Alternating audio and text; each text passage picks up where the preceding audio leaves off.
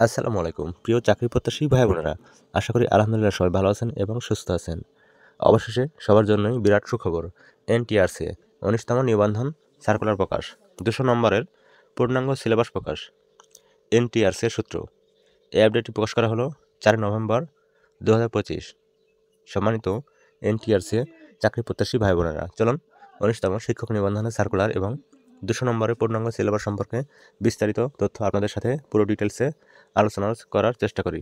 আপনারা সম্পূর্ণ ভিডিওটি মনোযোগ সহকারে দেখতে থাকুন।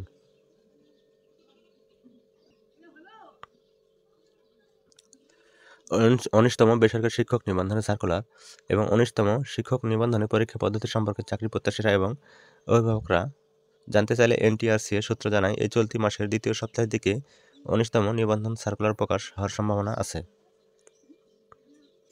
এছাড়াও সূত্র থেকে আরও পরিষ্কার যে এবার ১৯তম নিবন্ধন পরীক্ষার পদ্ধতিতে আসছে নানাবিধ পরিবর্তন।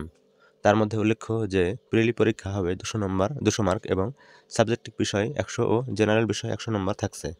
তো ভিউয়ার্স, এই ছিল আজকের সর্বশেষ ১৯তম নিবন্ধন পরীক্ষার সার্কুলার এবং পরীক্ষা পদ্ধতি সম্পর্কে বিস্তারিত আপডেট।